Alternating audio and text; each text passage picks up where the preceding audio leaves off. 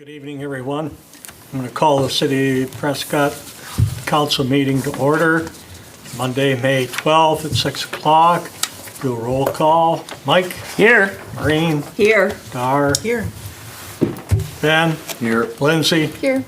And Adam is not here yet. Please, everybody stand for the Pledge of Allegiance. I pledge allegiance to the flag of the United States of America and to the republic for which it stands, one nation, under God, indivisible, with liberty and justice for all. Thank you, everyone. Next item on the agenda is public comments.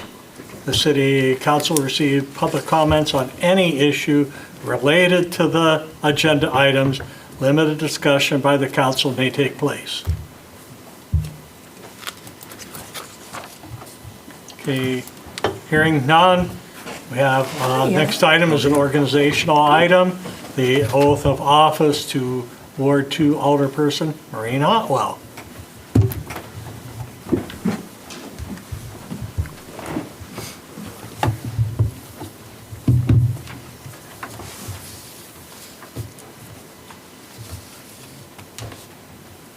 All right.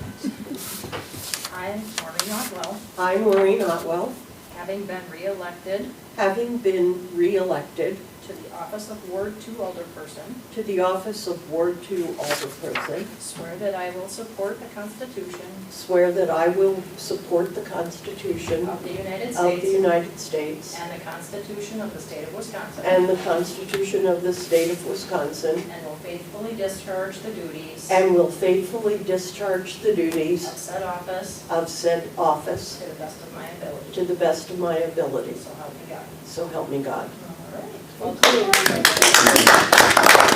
Bring up, And I won't accept a jet from Qatar. Qatar. Okay.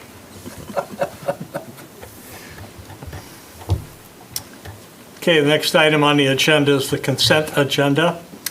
Library Board minutes from March 27, Tourism Committee minutes from April 1st, City Council minutes from April 28th, Tourism Committee minutes from May 6th, General Fund balances from April, cash balances from April, paid invoices for April, amplifier permit for Friday, May 30th from 6 p.m. to 8:30 p.m., Engaged Church at 716 South St. Croix Street, special event permit Tuesday, June 3rd from 4 p.m. to 6 p.m., Library Summer Reading Kickoff at the Prescott Library City Hall. Special event permit Sunday, June 29th from 1 p.m. to 4 p.m. Celebration of Life Art Show at Freedom Park. Special event permit Sunday, August 11th from 9 a.m. to 11 a.m. Bridge of the Valley Bike Rally at Freedom Park. And a special event permit Sunday, August 24th from 10 a.m. to 12:30 p.m. Outdoor workshop at St. Paul's Lutheran Church from 10 a.m. to 12:30 p.m. I'll make a motion to accept the consent agenda 1 through 12. A second. Okay, we have a motion and a second to approve the consent agenda, items 1 through 12. Is there any discussion on the motion? It's fun to see all the special event permits. I hope there's more. It's exciting. This is the most I've seen in a long time. So. Yeah. Especially on one meeting. Yeah, that's good. Okay, all those in favor say aye. Aye. Opposed? Okay, motion carried. Thank you. Next item on the agenda is reports of standing committees and commissions. Nothing for finance, planning commission report. Matt, you want to take that? Sure.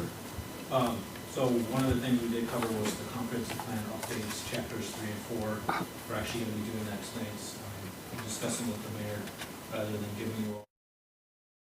That Plan Commission is doing is as we get the results in, we'll give you those results or as Plan Commission is going over a chapter, we'll give those results to you after Plan Commission, so you'll get those as they come in. So unfortunately, the mayor and Mike both have to sit through them twice, but everybody else will get them fresh. The other item on Plan Commission was an amendment request for 660 Dexter Street.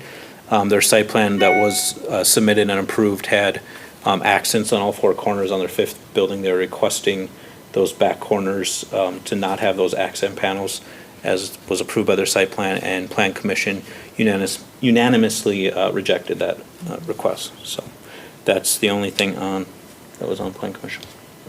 Okay. Next meeting is Monday, June 2nd at 6 o'clock. Parks and Public Works, next meeting, Monday, May 19th at 5. Health and Safety Committee report? Yeah, we met tonight before this meeting. We discussed parking on Henry Street, which is right in, it's the street that divides the Bodie Studio and Quick Trip. We've had a lot of parking issues, especially once softball season starts. And then Bodie also has, obviously, their business is great, but that's also added to the parking issues. So the discussion was that, and what we have, is what we're going to move to council, is that we would actually stripe the street and have parking only allowed on the south side of the street. North. I'm sorry, on the north side of the street. And then we would obviously do striping so that there's more of a clear definition of where you can park and where you can drive. Just to clarify, it'd be no parking on the north side. No of the street. parking on the north, and then south parking on- side you can park. Right. I think that's what. Sorry. Nope, that's okay.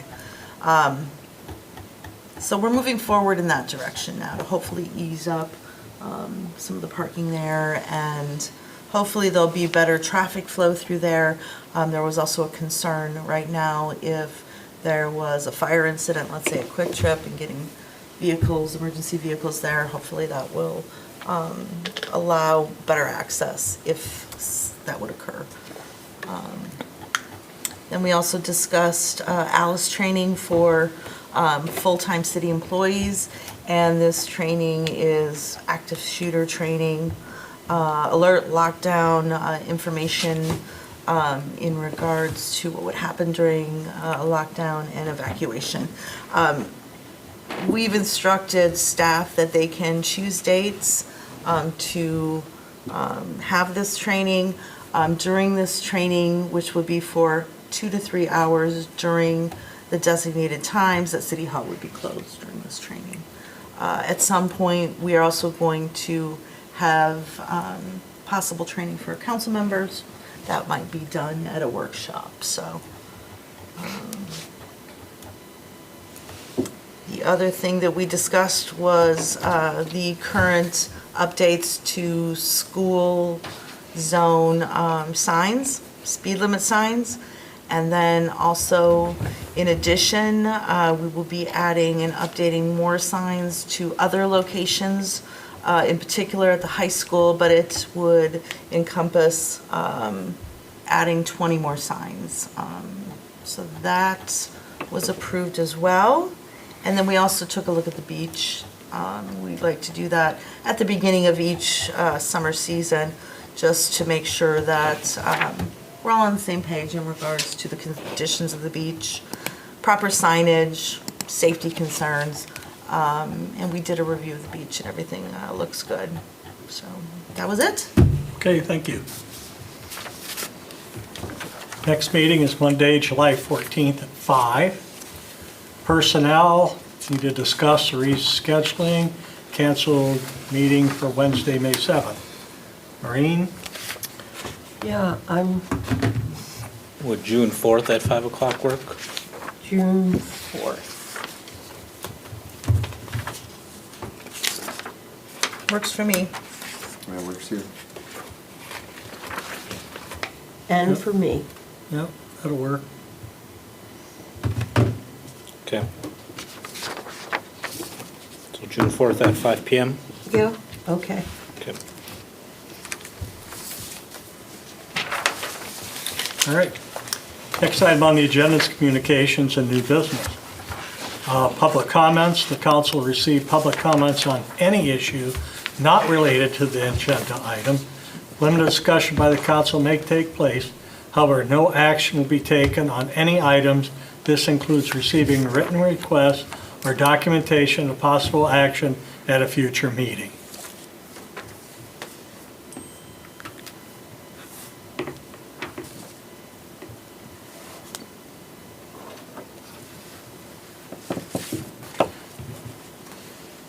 Did you want to speak on your letter at all, Israel? Because that's going to be in closed session Right. when we yeah, talk closed to session. about it. Yeah. Sure.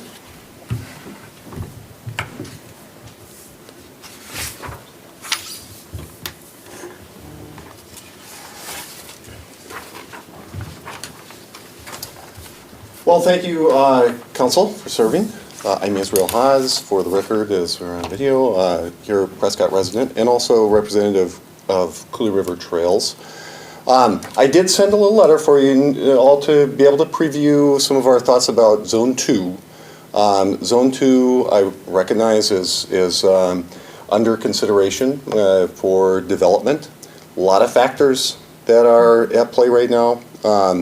But I do want to, from a Coulee River Trails perspective, just represent what we have covered here as a council. Some of you are new on council and haven't been part of some of the conversations before. So in my letter, I specified a little bit about some of the background conversation to how trails were envisioned within the context of Prescott and the surrounding areas. There are a couple of locations that are critical for trail connection, and Zone 2 is one of those critical corridors. So a lot of factors as we consider where trails are going in the area. We hope to have connections as part of our overall Coulee River Trails plan that the city has adopted as part of the Comprehensive Outdoor Recreation Plan. We hope to be able to provide connections between the neighborhoods that are currently kind of not very safe to get to from bike or pedestrian traffic because of some of the traffic issues on Highway 35. So hopefully I laid out some of the background and some of the vision for where we are going as a community and where we have some of the conversations that we've had in the past as public workshops that involve National Park Service and other entities. So you guys are amazing. You're doing a great job. We are fully behind whatever decisions that you deem are best for the community. And from a Coulee River Trails perspective, we're always here to weigh in on any factors that you might see as relevant for conversations that are happening. We are not here to advocate for any particular side of any negotiations, and so I want to be clear on that. We are here to advocate for a trail system that can shape the way the community develops for generations to come and could very well be one of the most important attractions economically, recreationally, residentially in this area. I grew up in a community in central Wisconsin that has what is now a state trail called the Green Circle Trail. And I grew up enjoying this, watching it grow, watching it develop, and I think we are really, really, really close to being able to start knitting something together that can have a dramatic effect on the way that Prescott grows and develops. So thank you so much, Council, and thank you for all your work that you do. Okay, thank you. Thanks, Israel. Thanks, Israel. Are there any other public comments? If not, the next item is presentation on comprehensive plan survey results, Chapter 3, agricultural, cultural and natural resources, Chapter 4, housing. Matt? Thank you, Mayor. So, last month, we closed our comprehensive plan survey. In total, we had 179 responses. Ideally, we would have wanted to see around 10% of the population, so it would have been nice. We were hoping to get around 400. Unfortunately, we didn't hit that number. But just to give you a little bit breakdown, we're only going to go over the two chapters that are pertaining to the comprehensive plan, as Plan Commission has reviewed them last meeting. So that'd be Chapter 3, which is cultural and natural resources, and then Chapter 4 for housing. So within those demographics, 49.16% have lived in the city of Prescott for over 20 years, and another around 30% have lived here between 6 to 19 years. And of the respondents, 21%, just under 21%, are retired. Based on the age of respondents, we had 15% or 16% between 18 to 34, 42.5% from 35 to 54, 24% from 55 to 64, and 17% were 65 and older. So getting into Chapter 3, which is cultural and natural resources, 83% of our responders agree that the city should increase our efforts to protect sensitive natural resources. 7% were not sure, and another 9% disagreed with that question. We gave a fill in the blank then, kind of open-ended question of allowing people to respond. Of the response, 49 people did leave a response, 130 skipped it, just to give you some overview of what those responses were, a summary. Strong concern among residents about the environmental impacts of agriculture and the urban development, particularly regarding water quality and farmland preservation, as we know already with some of the things we've seen from nitrates. Focus then again on those nitrates, pesticide runoff from farming operations, which are seen as a contributing water table pollution and increasing costs of safe drinking water for residents. Unease about the removal of natural vegetation like fence rows and ditch buffers, support for organic farms, community-supported agriculture, and local food productions. Importance of preserving farmland as a critical resource for food security and maintaining Prescott's rural character, in opposition to the continued conservation, or I should say conversion, of agricultural land into residential or commercial developments, urging the city to reduce lot sizes and setbacks to limit sprawl and protect open land. In terms of cultural resources, 72% of respondents said community events were important. About 59% said historic preservation was important, and then 35% public art, and about 8% labeled other. As part of this, natural resources looking at, we asked asked for people's opinion about quantity and condition of trees. About 37% said they were somewhat or very satisfied with the trees in their neighborhoods. Another 29% were neutral, and then 34% were somewhat or very dissatisfied. We had 44 responses then, in that open-ended questions about what their feedback was on quantity condition of trees. There was concern among residents about the loss of mature trees in Prescott, particularly due to the emerald ash borer disease and the lack of adequate replacement. There was disappointment in those 44 responses that the trees removed for sidewalks, disease, or development have not been replanted. Called for a structured tree replanting initiative, ideally involving larger trees rather than saplings, and suggest community involvement or funding programs to support them. Desire to see a long-term plan for forestry and clear guidelines for replacing trees and maintaining healthy green space. And then people felt parks lack sufficient shade. Some trees are overgrown or poorly maintained, and dead or dying trees diminish the city's visual appeal in those parks. And then additional comments on the chapter overall. Again, desire to preserve and enhance Prescott's natural environment, particularly through that tree planting and landscaping initiative. Interest in a replanting program, need for a long-term protection of natural spaces amid future developments. Concerns were raised about neglected or poorly designed spaces such as insufficient marine access, unattractive developments lacking green buffers, and limited parking at parks. And then finally, more proactive communication about existing outdoor resources and a unified vision for nature-based recreation and community engagement, including ideas like a community garden or community gardens and a dog park.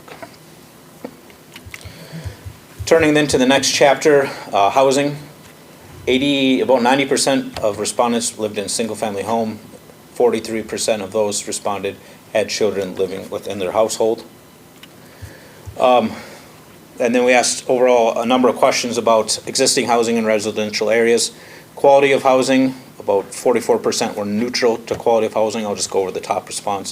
Character of residential neighborhoods, 54% felt it was a strength. And then a range of housing options, this is where about 39% felt that was a weakness for our community. Existing housing in residential areas continued, appeal to new families. 53% felt this was a strength for our community. And then appeal to young professionals, 35%. These are pretty evenly split, actually. This last one, 35% said it was a strength compared to 32% who said it was a weakness. 42%, this is something, or for retirees, 47% of people felt it was a weakness. This is something we hear about. And in the 3.5 years, I've heard a number of times is there's not enough housing options for retirees or people moving into retirement. And that same holds true for seniors as well. 61% felt this was a weakness in our community in terms of housing options for our seniors. Availability of affordable housing. We didn't define affordable housing. We left it open to interpret, but 51% felt this was a weakness. And then value and cost of housing. 42% felt the value and cost of housing was a weakness. I will say this kind of echoes the thoughts throughout the entire country that people feel strongly that cost of housing is increasing much more rapidly than income. So quality and type of housing, overall the appearance, 52 or 51% thought it was good to excellent. Cost, 56% thought it was fair. Property maintenance, 46% thought it was fair compared to 45% who thought it was good to excellent. We only had 16 responses for the quality and type of housing. 163 people skipped it. Of those responses, summarized from the 16, desired for improved neighborhood aesthetics and infrastructure, concerns about untidy yards, deteriorating homes, and inconsistent or lacking property maintenance standards, more trees, fewer curbs and sidewalks, and better enforcement of property appearance codes, frustration over the condition of roads, perceived inefficiency in city services, some concern over the prominence of bars, rental properties, and oversized garages relative to homes, shortage of well-maintained apartments, retirement housing, and starter homes, and a suggestion the city planning should be better addressing community character and housing quality. And then type of housing, 66% of respondents would like to further development of senior living facilities. Another 56 believe that we need more single-family traditional detached homes. Around 40% are in favor of small homes under 1,300 square feet, and 29% are in favor of more townhomes or condominiums. Just a summary of that. Concern over affordability of housing for young families, seniors, and individuals with lower incomes. Emphasize that property taxes combined with rising utility costs are making it difficult for residents to remain in the community. Strong interest in developing affordable senior living, smaller starter homes, and mid-priced housing. Repeated calls for city leaders to prioritize long-term residents over developer interests. Existing housing stock should be renovated and repurposed before expanding it to new developments. Concerns about deteriorating roads, neglected properties, and lack of cohesive development planning. Some support of apartments or tiny homes, as well as opposition to larger complexes or accessory dwelling units.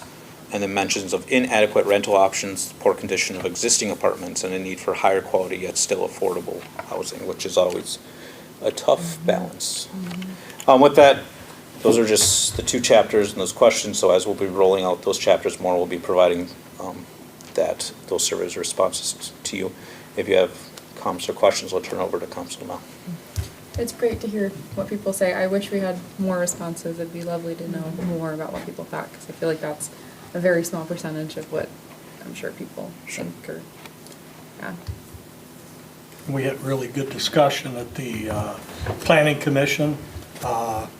We looked at all these things, and as far as the trees go, you have to be very conscientious where you plant them. You know, if you plant them too close to the curb, you know, then eventually they're going to break the curbs down. So those things, you know, we are looking at those things. And but it's very, very good. Cedar Corps did a very good job with their comprehensive plan, and it isn't just for the here and the now, it's for the future. You know, the comprehensive plan's looking out, you know, lots of years. So that's another thing to keep in mind about all this. I like you're bringing it to us in intervals, so that we can kind of. Oh, we'd need a whole night. I think so too, so I appreciate that. Because it's going to be most of the year before we get through it all. Okay, any other questions? Great, thanks, Matt.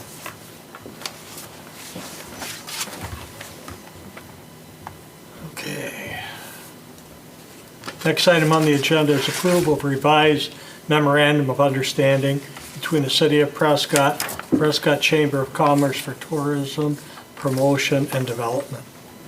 Matt? Thank you, Mayor. So back in 2022, we approved a memorandum of understanding with the Prescott Chamber of Commerce for oversight of our room tax to be used for tourism promotion development. Per that agreement, the Chamber provides management, organizational, clerical, and accounting for the tourism committee. Over the last couple of years, the one thing that we have kind of noted and pushed around, or back and forth, was lowering the initial agreement had 7 members. We've always had issue. Originally, we had 7 members, but since then, we've had members drop off.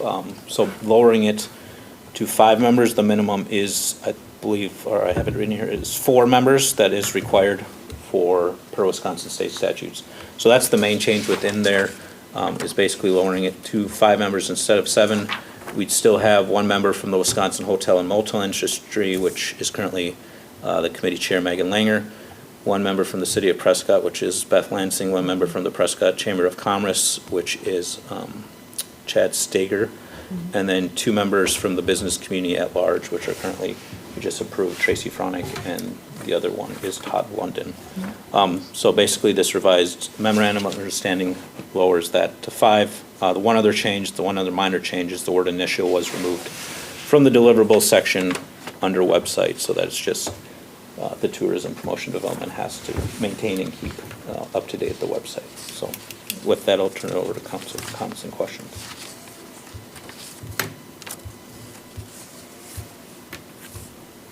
I'll entertain a motion for that. I'll make a motion to approve the revised memorandum of understanding agreement between the City of Prescott and the Prescott Chamber of Commerce for Tourism Promotion and Development. Second? Okay, we have a motion, a second, to approve the revised memorandum between the City of Prescott, Chamber of Commerce. Is there any discussion on the motion? Not, all those in favor say aye. Aye. Opposed? Okay, motion carried, thank you. Next item on the agenda is Resolution 31-25, adopting the Pierce County Multi-Hazards Mitigation Plan 2024-2029. Matt? Thank you, Mayor. So Pierce County sent over actually to Rochelle the FEMA updated plan that they've been working on as a group as part of their committee. The full plan is well over 200 pages, so I didn't put it in your packet. But at that link, you can go there if you want to read the full plan. But basically, they're asking for all the municipal jurisdictions within the county to pass a resolution of support, which then can help with Wisconsin Emergency Management, FEMA, in terms of looking for critical funding and infrastructure support as those emergency situations comes up. Approving this plan does not cause us any obligation financially or otherwise, but is required as part of that future federal mitigation grant opportunities. So with that, I'll turn it over to council for comments or questions. What kind of grant opportunities could we possibly get? So in terms of federal mitigation, if there's FEMA dollars out there or the Wisconsin Emergency Management, if they had grants out there that we could apply for, this would be a plan that would have to be up to date. I don't know if we've applied for any recently, but potentially if we're going for radios or anything that would help emergency responders for natural disasters, there are sometimes those opportunities as well. Okay, I'll make a motion, Resolution 30-25, adapting the Pierce County Multi-Hazard Plan for 2024 through 2029. Second? Okay, we have a motion and a second to approve Resolution 31-25. Is there any discussion on the motion? I actually read the plan. It's pretty interesting. Any highlights? Anything You must have high a value? lot of time, 500 pages. Oh, I didn't think it was 500 pages. Well, I thought that's what I said. If you just read the summary, it talks about what is hazardous and it also details what needs to be improved. And I think there were a couple of references to Prescott, but mostly we're not in the hazard except for the flooding on Lake Street. Any other discussion? Not all those in favor say aye. Aye. Opposed? Okay, motion carried. Thank you. Next item on the agenda is other business. We have a council workshop Wednesday, May 21st at 5 o'clock. Talk about well 2 and well 4 engineering report. There's going to be no meeting on Monday, May 26th due to Memorial Day. Is there any other business? I entertain a motion to go into closed session. Motion to go into closed session. Second. Okay, we have a motion and a second to go into closed session. Is there any discussion on the motion? Not, I'll do a roll call. Mike? Aye. Maureen? Aye. Adam? Aye. Dar? Aye. Ben? Aye. Lindsay? Aye. Okay, we're in closed session.